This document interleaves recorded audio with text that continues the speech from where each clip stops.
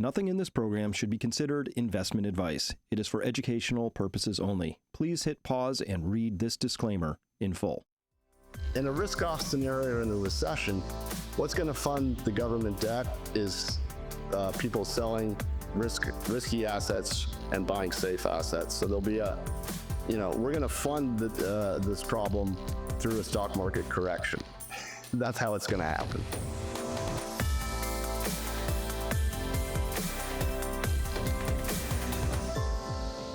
Hello, everyone. Welcome to this edition of Finance U. I'm very pleased today to be joined by Ed Dowd. We're going to be discussing housing, the macroeconomy, Trump, DeepSeek, other items like that. You're going to want to tune in for this. Ed, so good to be talking with you again.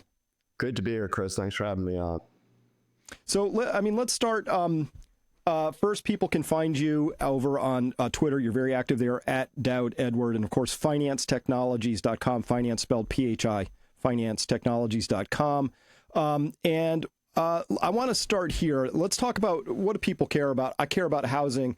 Saw this amazing chart here, this 268% inventory surge across Florida and Texas. So that's the South, which maps to this one. It is kind of a Southern thing, but housing seems to be really rolling over. Maybe not surprising given, well, what's a 30-year mortgage now? A lot higher than it was a couple of years ago. What's your views on housing here? So we just issued a couple weeks ago the U.S. economic report for 2025. We're saying the risks of a deep or low recession are quite high, and housing is going to be at the forefront of this. Housing, two problems. There's been a boom in construction, new home sales, but the permitting is going the wrong way. So that's usually a leading indicator. We have no transactions going, pending sales and affordability. So it's cheaper to rent than it is to buy, and we know what that typically does. So the mechanism for correcting that is price. So eventually prices will have to come down because mortgage rates are too high. Once pricing comes down, then the Fed will start cutting because it will be in a deflationary environment throughout 2025. So housing has been stagnant and struggling in the U.S., and the elephant in the room is immigration. Even though they don't buy homes, they rent. And people that own multiple rental properties have been renting to immigrants. That's all going the other way. So there's going to be pressure, and new tenant rents plummeted in the fourth quarter to a new low. And that's a volatile series, so it could bounce back. So it's a little early, but it went down quite a bit. And we think that was due to the self-deportation that already began when Trump won. And there's been articles suggesting that people are fleeing the country, and that's going to put pressure on rents, and rents are already dropping. So that rent part, that's interesting because, the official story has been inflation for a while. A big part of the official inflation measure, which I have a lot of bones to pick with, by the way, I don't take it as gospel, but it's something people trade off of, and we use it as a reference point. So let's just take it at face value. A big portion of that's called owner's equivalent rent. Editorially, Ed, I think it's stupid to call up a homeowner. Like if you called me up and said, Chris, what would you rent your house for? I'll make a number up, but I'm not in the market, so I wouldn't really. It's probably one of the worst guesses ever, and we could just go to Zillow and find out what rents actually are. So anyway, leaving all that aside, rents are coming down. Once the BLS catches up to that, the official inflation print is going to surprise to the downside, right? Correct. So we expect CPI to be surprising to the downside throughout 2025. And that's going to shock a lot of people because the narrative right now is inflation. And, inflation has been year over year, the way we measure it, we're second derivative guys. Yes, prices are higher than they were 4 years ago. That when we say inflation's coming down, we're talking about year over year change, the rate of growth of inflation. And we think that rate of growth is going to continue to plummet and surprise to the downside throughout the year. And that's going to have implications for the Fed. The Fed just, did nothing yesterday. They're going to be, I think, playing catch up throughout the year. Well, so this is maybe getting a little wonkish, but my complaint for a while has been that since Bernanke broke the Fed funds rate in 2009, and how did he do that? It used to be, Ed, and I think this is important. This is why I go into this for people listening. It used to be that when the Fed raised rates or lowered rates, they didn't have a magic dial. They had to go into the market and either pull cash out or push cash back in. So that had a transmission mechanism that I could chase out and say, oh, okay, it leads to more bank lending, less activity, whatever. Now they do turn a dial. They just pay more or less interest on excess reserves, and then the rest of the market chases that. So now when the Fed raises or lower rates, it feels like it's even sloppier transmission. There's no extra cash in the market. It's just now there's a higher rate of interest you might experience, but it's lost that cash in, cash out mechanism. Did you track that at all? Well, the transmission mechanisms have broken for a while. We had the reverse repo. When they started raising rates, they went into the market and created the reverse repos that they allowed money market funds to tap. So they basically, took a large chunk out of the market of, what used to be traditionally commercial paper. The Fed became the money market funds, basically.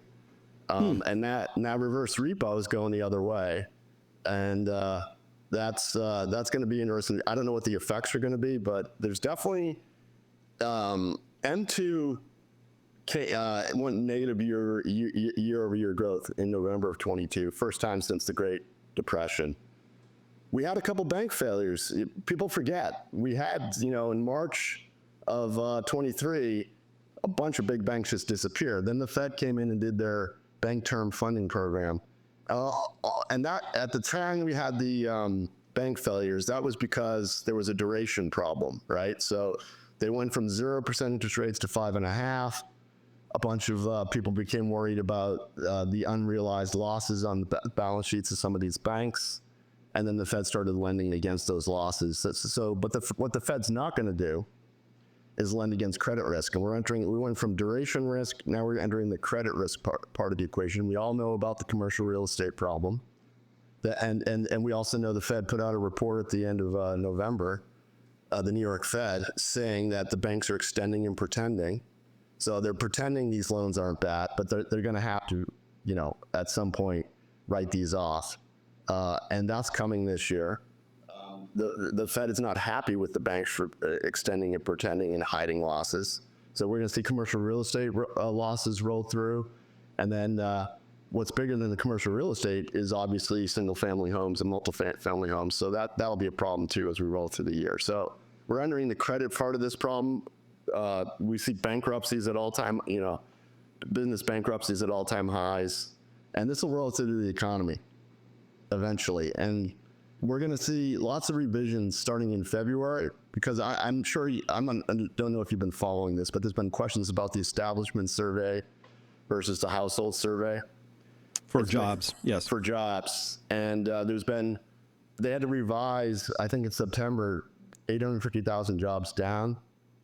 And they're going to have to revise some more jobs down. And what we're finding is in my whole career, and some people have done the work on this. We didn't do the work, so we're quoting other people's work. There's a report called the QCEW, Quarterly Census of Earnings and Wages, done by the BLS.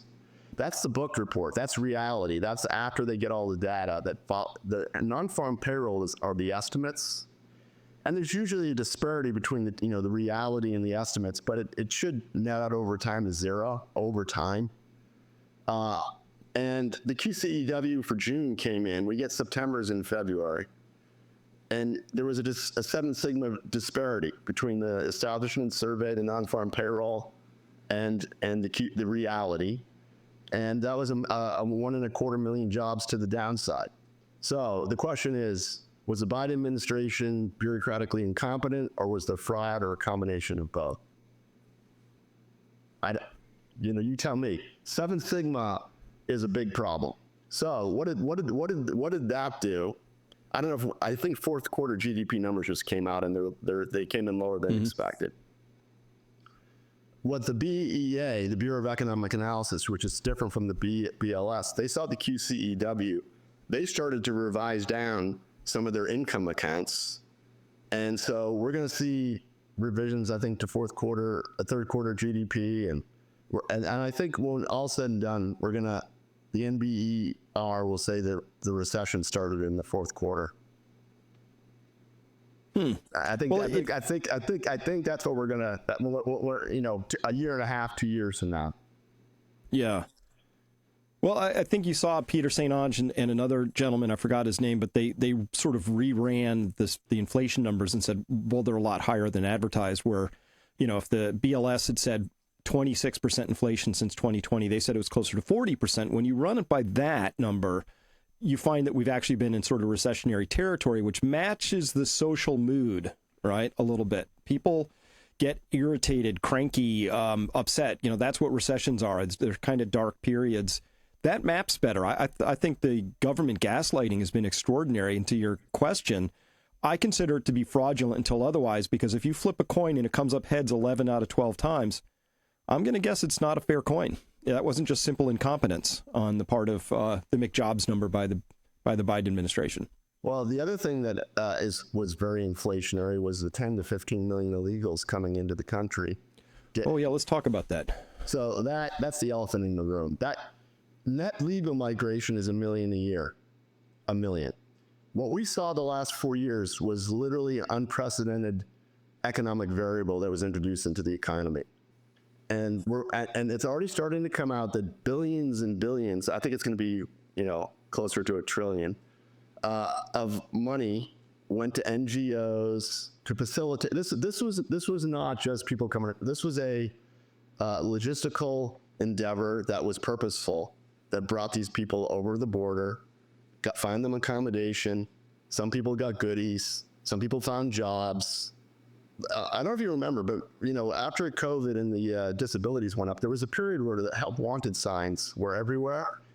The immigration took care of some of that, the illegal immigration, and velocity of money, which had been plummeting, started to go back up again. Velocity of money has been going down since 2000. It started to go back up, and that's what happens when you give handouts to people who then immediately spend it into the economy. Okay, so Trump's policies are going, forget about whether he deports a single person. He's stopping the flow. We've already seen new border encounters have plummeted.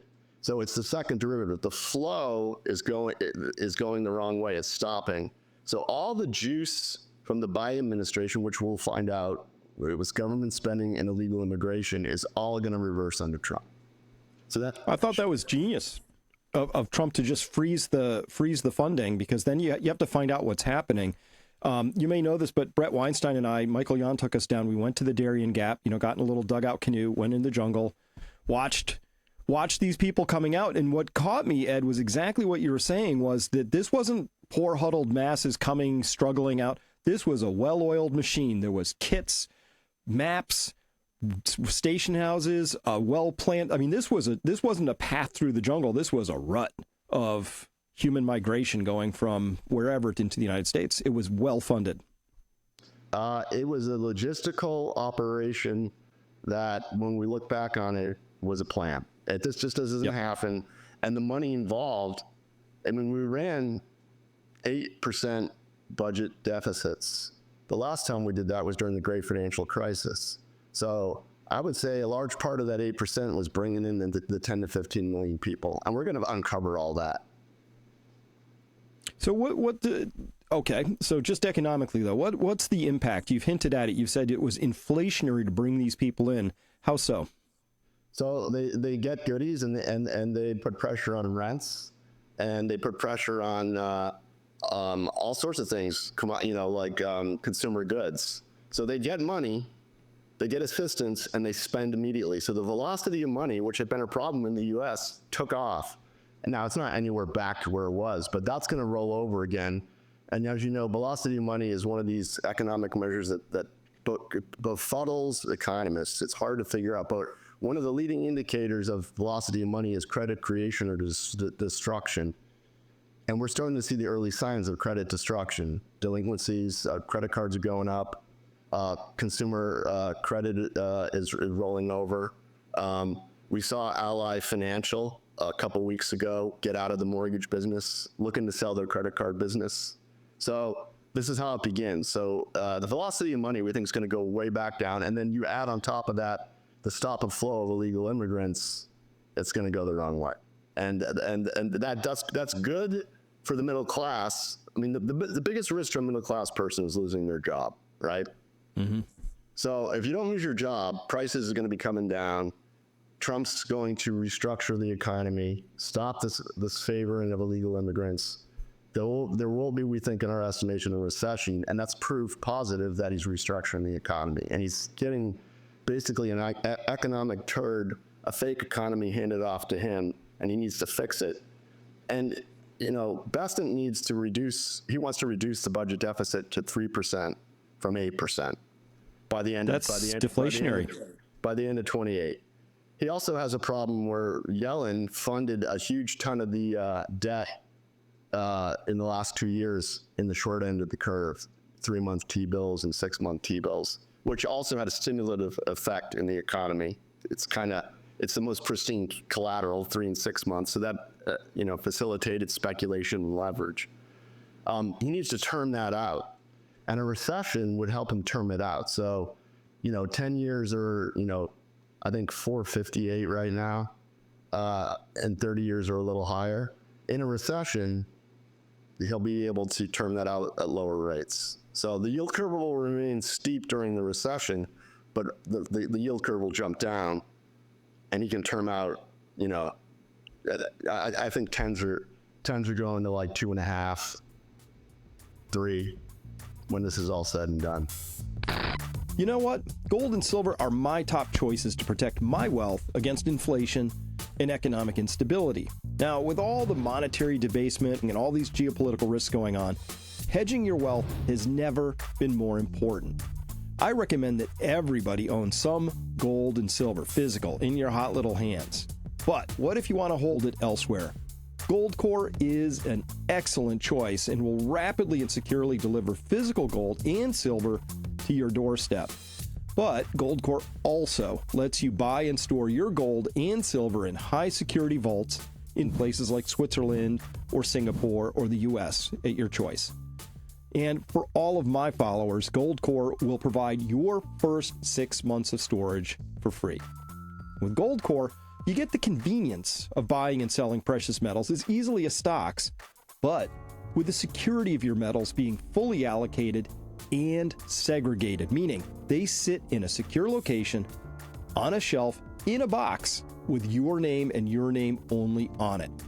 Now, unlike your stocks, where you are actually a subordinated security entitlement claimant, something we learned during our Great Taking series, you are the one and only named owner of your metals. But just like stocks, you can still sell your metals instantly at market prices without any unnecessary delays. Need liquidity? Goldcore gives you immediate access to cash. But if you prefer physical delivery, getting them shipped to you is a mouse click away. Goldcore offers a range of investment options from gold and silver coins and bars to self-directed IRAs, again, all with fully segregated and secure storage.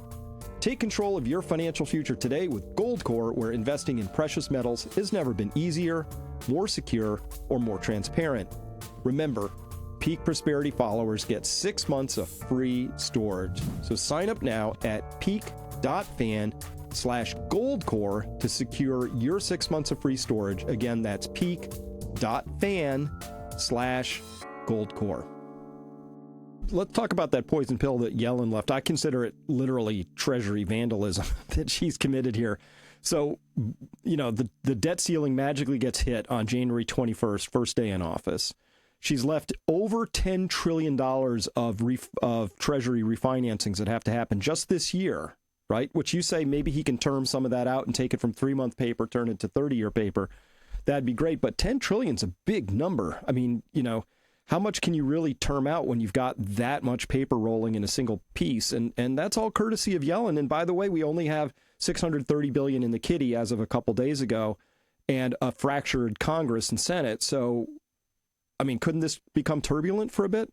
Yeah, it could. And, China's been selling treasuries, not because they're trying to hurt us, but because they have to, because they have their own economic. They're selling it to fund what's going on internally. And so their yields are plummeting because they're in a deflationary depression. They're going to be exporting deflation. Mark my words. We just saw it with DeepSeek. we could talk about that. We'll get to that. Yeah, and they have a real estate problem that's continuing to trouble them, and it's only going to accelerate. And there's also housing problems in Europe. Real home prices have been rolling over since 2022, 23 in Europe. Real home prices adjusted. The U.S. has been flat. Real home prices have been flat, but they're about to go down.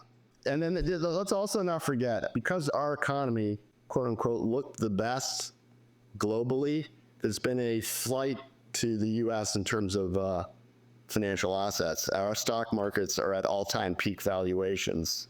And once it's determined the U.S. is not what everyone thinks it is, there'll be a flight out. And this is where Besant will be able, when in a risk-off scenario or in a recession, what's going to fund the government debt is people selling risky assets and buying safe assets. So there'll be we're going to fund this problem through a stock market correction.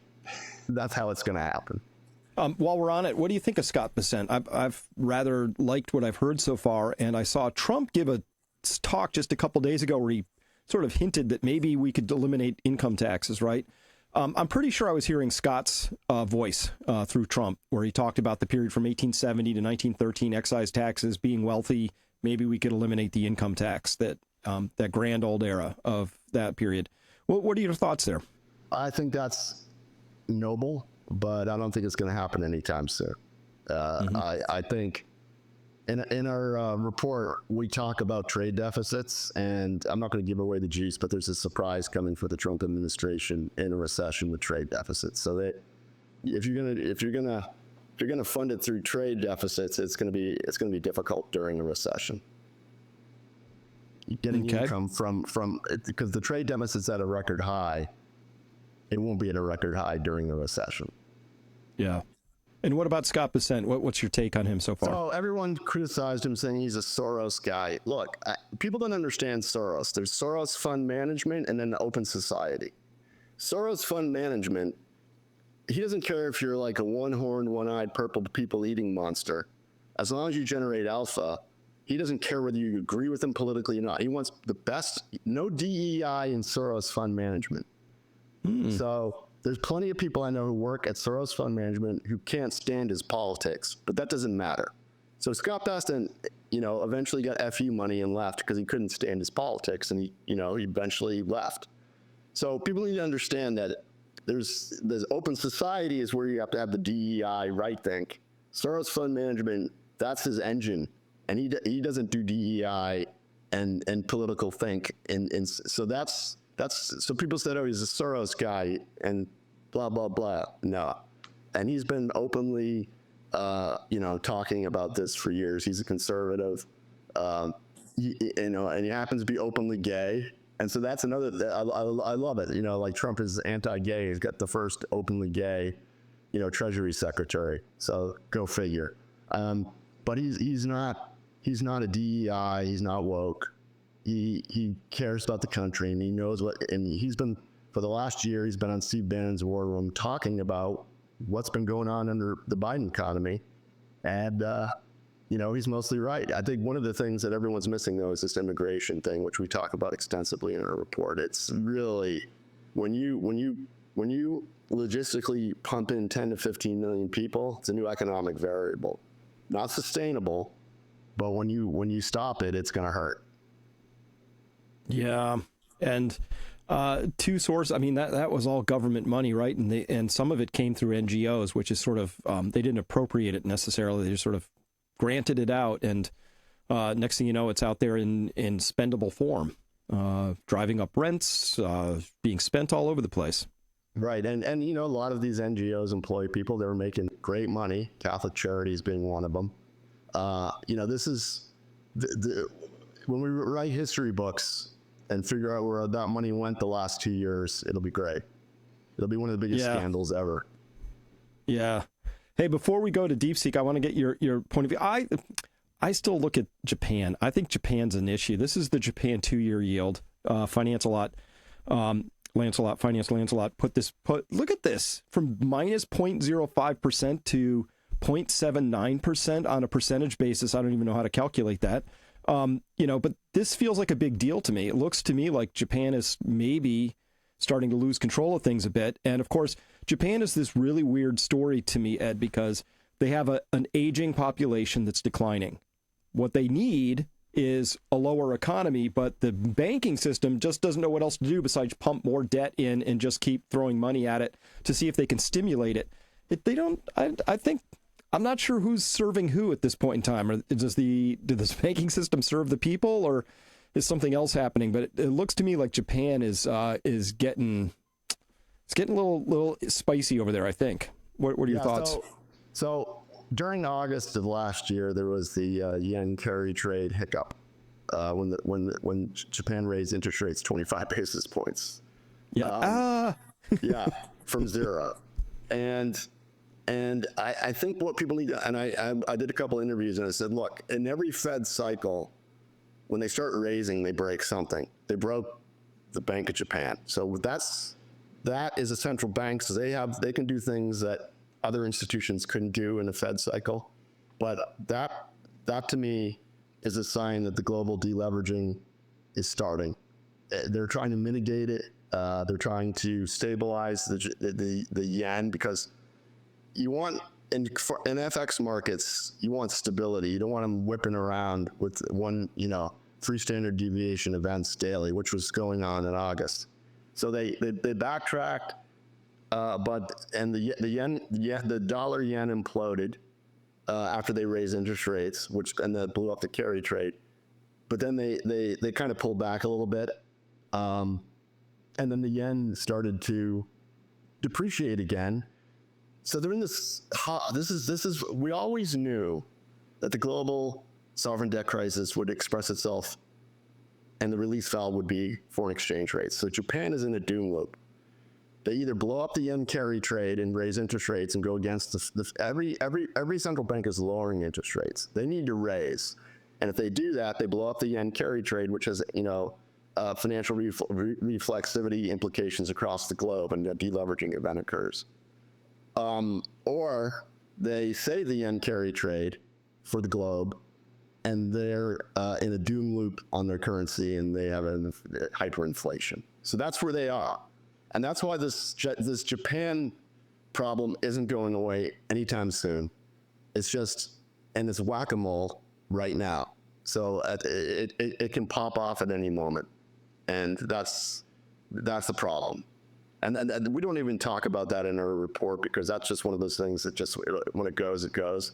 There's real fundamental economic pressures that are going to probably cause the yen carry trade to blow up. So in this report, you're covering macro and your outlook for what's coming. Who could benefit from this? So it's priced for high net worth individuals, RIAs who manage other people's money, asset managers, asset allocators, CEOs, real estate professionals who manage portfolios, anybody that that is responsible for other people's money, or they have a lot of their own money. Interesting factoid: most of the people who purchased the report over the last 2 weeks have been real estate professionals. And psychologically, so they're seeing what we're talking about in their own business. Real estate isn't like a public market, so it's not public. You can't view it every day. Psychologically, we know the way this works. Our sales will explode once the stock markets start discounting this, and they're currently not discounting what we're saying. So if you're smart, you'd read our report. If you don't agree with us, fine, keep riding stocks. If you agree with us, reallocate some assets. But I suspect this report will explode once the stock market's down 20 to 30%, which at that point, you kind of missed the boat. Yeah, very typical. Now, so the story we've had so far is what you're looking for is CPI is going to surprise to the downside. Yeah. That's going to put downward pressure on long rates at that point in time, maybe giving Scott Bessent a little bit of an out. That this net migration flow, which is now halted, may even reverse. So that's also going to be anti-inflationary in its own way, deflationary, if you will. And so we add all that up. There's one other person who may agree with that.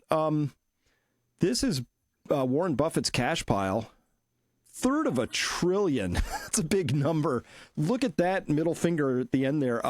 who's got it wrong? I mean, I know a lot of people say, oh gosh, Buffett, he's lost touch again, but man, he lost touch in year 2000 through 2001. Everybody was down. He was up big. Yeah. So let's do a little history lesson. We made a call. Our economic cycle indicators, which had historically performed very well, were calling for a recession at the end of 23, beginning of 24. We were wrong. And Warren Buffett was already starting to accumulate cash in 23. Okay, so he saw what we saw, but the thing that I think confounded everybody was this new illegal immigration, which really, if you really think about the numbers, they really weren't highlighted until election time. So in 23, we really didn't know the extent of the number of illegals coming in. Now we're finding out it's 10 to 15 million. 10 officially. You can add another 5 because there were people who slipped through without border encounters. The 10 million is the border encounters. So let's call it 15. That new economic variable made us early, and we have a hedge fund that we haven't seeded yet, but it's run off our economic models. We had a 20% drawdown on paper in 23 and 24, which was a 4 standard deviation event. We never had a drawdown. So you have to ask the question, have the laws of economic fundamentals changed, or did something different happen? And this is what happened, but it's obviously short term. It can't go on. That's why Trump was elected. It was breaking the society. It was introducing a lot of societal problems, crime. If you're wondering why Trump won the Black and Hispanic community, they're looking at the illegal immigration and saying, why are these people getting stuff and I'm getting nothing? So that's why Trump won, because of the economy, which for the middle class was bad. The only people that benefited the last 2 years are the super wealthy and the super poor who got goodies. Everybody in between saw their wages at minus 2%, which that's what got Ronald Reagan elected in 1980 and Bill Clinton in 1992. And we have minus 2% going into this election. So the middle class has already been experiencing their own recession. Even though the official government numbers don't suggest that, there's been a middle class recession. So the idea is then maybe that continues a bit. I want to switch to this piece now. Jim Cramer was saying NVIDIA stock roughly flat. It could be breaking out here January 22nd. Unfortunate timing, but of course he's famous for that. And on the 27th, you said here, folks lending billions to AI startups without revenues using rapidly depreciating NVIDIA chips as collateral could only end one way. DeepSeek is merely a catalyst to assess the wisdom of that financing mechanism. What are you talking about here? Help people understand that, because now I feel like we're sort of in Enron territory, vendor financing and, balance sheet shuffling and loaning against collateral that rapidly depreciates. What's the story here? Well, let's go back. History lesson. The dot-com boom. There were a bunch of companies that had zero revenues, and they all went bust. But those of us during the dot-com boom, we said, hey, don't bet on pets.com. Bet on the arms merchants, the Ciscos, the Junipers, the Qualcomms, the Nortels, the Lucents.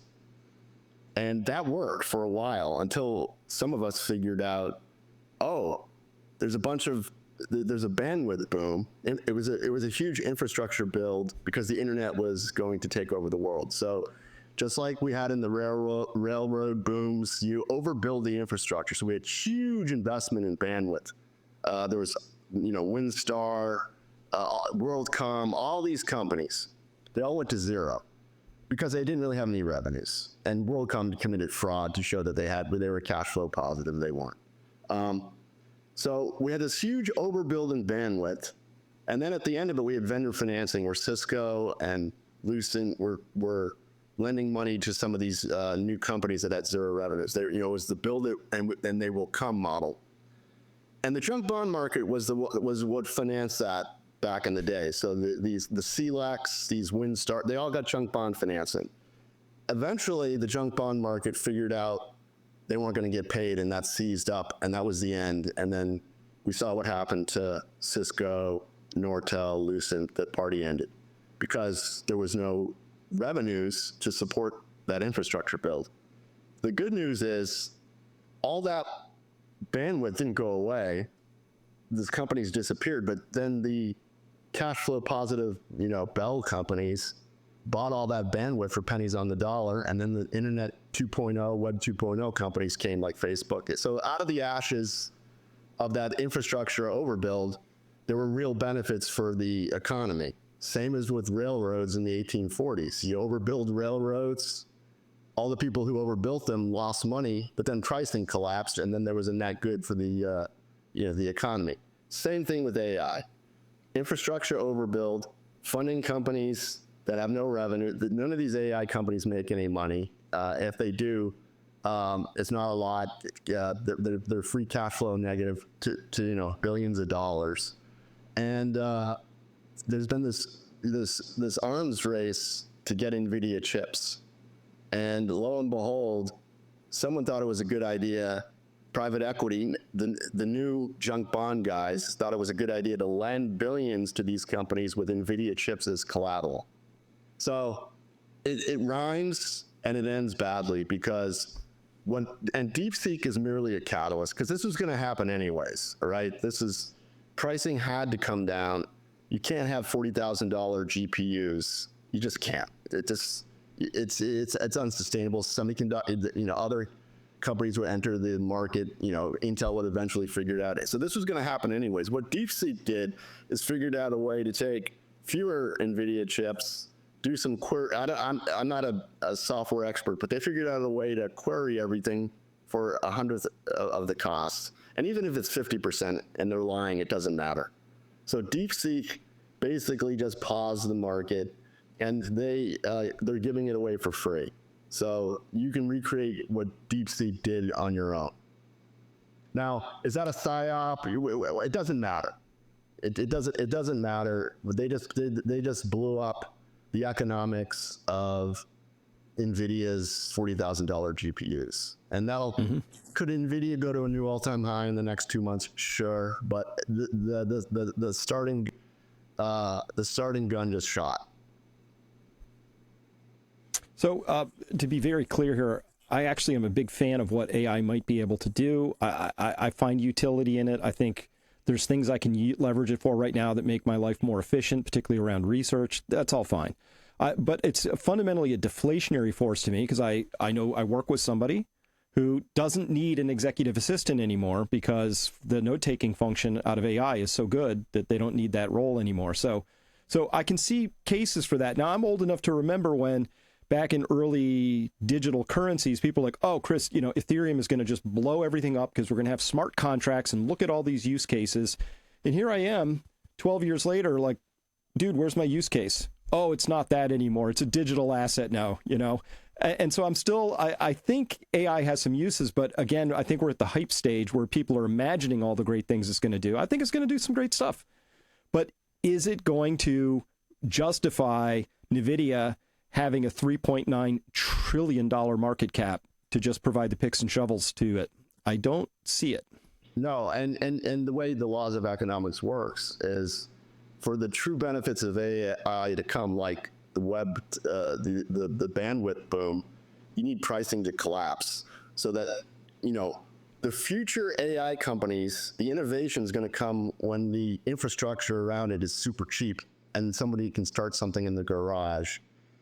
And that's where the new companies will come from, right? The big ones, yes, they'll make money, but, for true innovation and the true benefits of AI to come, you need pricing to collapse. And they will.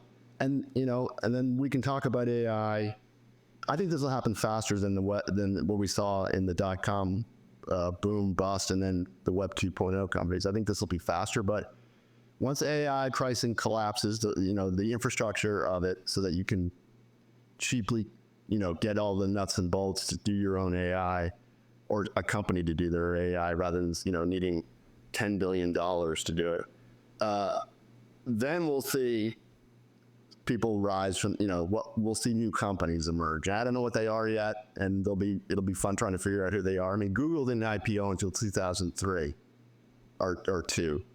And Google, arose from the ashes of the .com bust. Facebook wasn't even on the map yet. The only one that really was on the map was Amazon. That was if you own, and Yahoo eventually went away.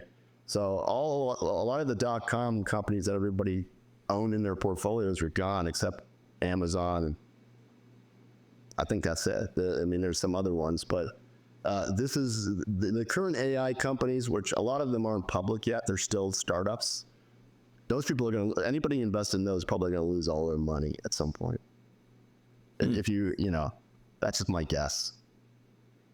Hey, curious what you thought in the moment when you saw Ellison and Altman and Son and their little song and dance in front of Trump. What was your first reaction to that, and how do you interpret that? Yeah, so everybody freaked out. I know the players. I don't know Altman as well, but I know Larry Ellison quite well. I was a software analyst in the late '90s, early 2000s before I became a portfolio manager. Larry Ellison is a consummate salesman. He's full of crap. Oracle was not the best technology back during the database wars. There are other public database companies, but he won. He won because he was the best salesman, had the best sales force, and he employed tactics that the tech geeks didn't know how to employ. And what I mean by that is his competitors would issue a product that was better than his. He would immediately create what we called slideware, say, we have it, don't buy theirs, it's coming in a month. It would pause the market, but he would tell us, okay, go write that thing would tell us developers, go make what I just said. And so he would come up with a product that was not as good as his competitors, but he knew how to, he was a cutthroat businessman and knew how to sell. And so when we saw him up there, he was popping off about nonsense that AI can't do. AI is a large language model compiler. It's not going to sequence DNA and turn around an mRNA vaccine. He just made that up on the spot, is my guess. I don't think the Trump people knew. The other thing people need to understand is prior to Trump winning, and Mark Andreessen has talked about this, there was a plot to have government-controlled monopoly of AI, and they told the Andreessens of the world, don't invest in startups, you won't be allowed. Okay, so Larry Ellison and Altman and Microsoft, I think, were the ones that they were gonna choose, OpenAI. And so what happens when Trump gets elected? Their monopoly goes away. So they run to the Trump administration, tell Trump, we couldn't have done this without you, even though the project that they rebranded as Stargate started under the Biden administration, and they had already built 10 data centers. So this is a rebranding effort to give Trump the credit and then ask for government assistance. You know, because there was $100 billion supposedly raised. They didn't even fund the first $100 billion. SoftBank doesn't have any money. So this whole thing was just going to kiss Trump's butt. Ellison popped off, got everybody in the medical freedom community freaked out. I don't think Trump had anything to do with that personally. I think that's just Ellison talking out of his butt. So I just grabbed it because I thought this really caught me. So this is a picture of the DeepSeek team. Average age less than 35. And that's the face of entrepreneurship right there. I mean, that's amazing to me that smiling crew right there just basically undid what you're talking about was this giant, huge corporate moat. Nobody will catch up. Our moat is because we have all these billions. The government's going to squash competition, tell Andreessen, don't even bother investing. We're going to pick the winners and losers. And while they were merrily trundling along, creating multi-trillion-dollar investment disasters, this is the crew that came along and said, we think we can do that for about 95% less inferential compute cost. Welcome to technology, right? It's nothing if not one long sea of disruption. And if it wasn't China, somebody else was going to do it. I mean, you know, and apparently I think they're like hedge fund guys, right?